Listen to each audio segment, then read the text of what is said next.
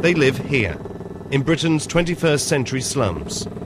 Across Southall, 2,500 poorly constructed buildings, hidden at the end of suburban gardens. They call them sheds with beds.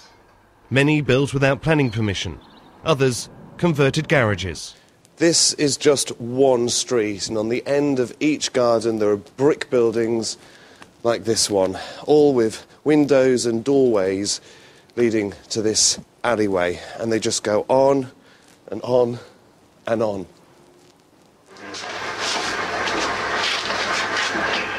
Inside, the accommodation is basic. It's all these illegal immigrants from Punjab can afford. We can barely make ends meet. It's been 2 months and we've only worked 4 days. What can we do? We have to pay the landlords. There are 4 or 5 of us, so we club together to pay it. Their rent, a total of $1,200 a month. Punjabi landlords will risk housing illegal immigrants, but at an inflated price. They've been told not to open the door to anyone, in case they are local authority officials or immigration officers. But we got inside posing as volunteers. We brought them food and blankets. They complain of damp, cramped conditions, but what angers them most is being exploited by their own people. Our people who are here legally, permanent residents, who've made homes here, they've paid for their houses because of us. Their mortgages are paid. They charge a high rent. Everyone who lives here is Punjabi. Row after row of terraced houses are hiding sheds with beds in their gardens for illegal immigrants. Many of the immigrants we spoke to are paying hundreds of dollars a month to live in squalid, illegal, and in some cases, dangerous buildings. How much rent do you pay? 500. A month? A month. A month. Yeah. It's quite a lot. It's a lot of money. It's a lot of money. Because it is a study flat, no? It's a flat. That bought the electricity and things, yeah? So that's 2 people just... Oh, electrics are gone.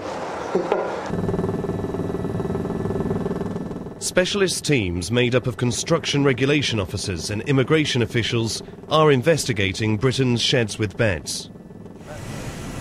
There are an estimated 10,000 illegal dwellings in sheds, garages and outer buildings across London and the home counties. Local councils have detected the highest number in the boroughs of Ealing and Slough. So what are the authorities actually doing to deal with this growing number of so-called sheds with beds? Local authorities say they are often hampered by the law, which means they have to give 24 hours notice before inspecting a property. Plenty of time for landlords and their tenants to conceal evidence.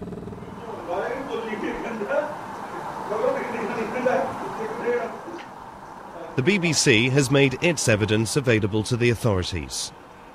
Increasing numbers of illegal immigrants are giving up on their life in Britain. But getting home isn't easy.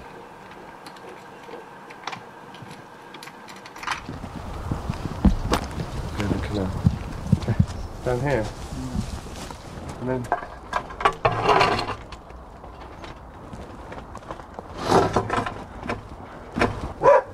Is this where you sleep? And my bedroom. Jagdish's family paid $15,000 to traffickers to smuggle him into Britain.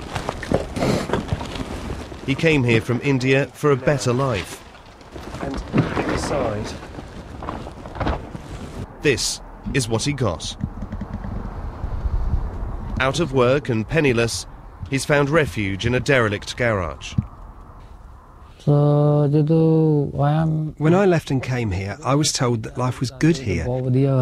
It's not just me, other boys came for work. You can see what state we're in. There's no work, no government help. Jagdish has cut himself off from his family. He would rather they think he is dead than living like this. They sold land and took out loans to get me out of India, to improve our lives, to make life better. But when you get here, there's nothing. There's no work, no money. What can I say to my family back home? The money we've invested is lost. He has handed himself in for voluntary deportation back to India. But here's the problem.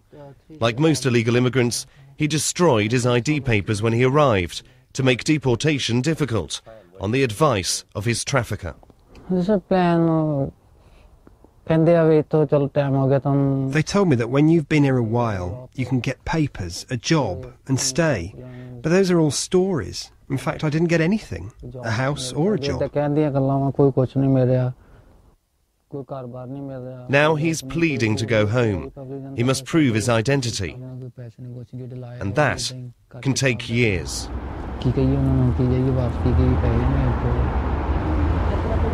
And there are thousands of others stuck in the same bureaucratic no man's land.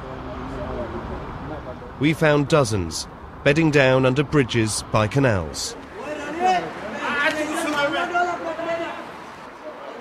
And under a motorway in West London. Yeah, I think they're okay. Cheers, guys. Thanks. Every day they spend in this misery, Okay, it's okay. they slip further into a destructive cycle. It's now midnight, and nearly all of the men that live under this bridge have gone to bed, wrapping themselves in duvets and jumpers to try and keep warm. The temperature at the moment is freezing. They've got another 6 hours here before they'll get up and head into the centre of Southall in the hope of finding work. And the atmosphere here is very intense, as you can hear. There's a lot of people that have been drinking all day. Some of them are clearly taking drugs as well. It's a very intimidating place to be.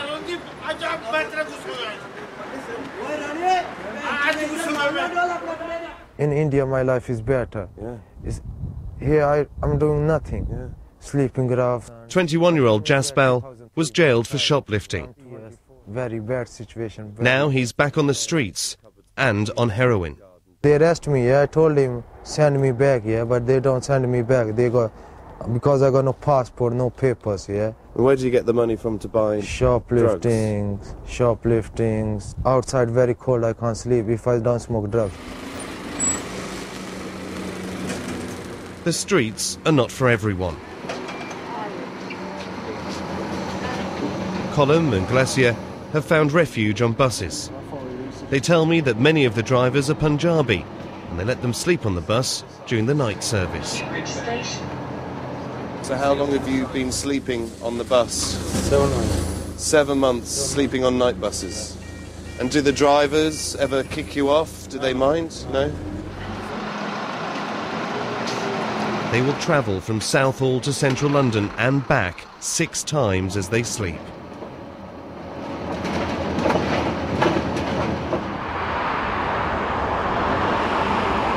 The only form of help available are handouts from homeless charities. The Sikh Welfare and Awareness Team claim the British government's repatriation scheme is overwhelmed, forcing increasing numbers of Indian men onto the streets.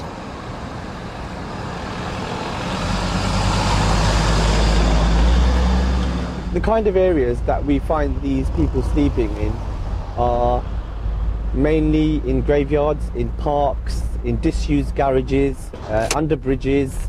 They sleep in derelict houses, they sleep in dustbin rooms.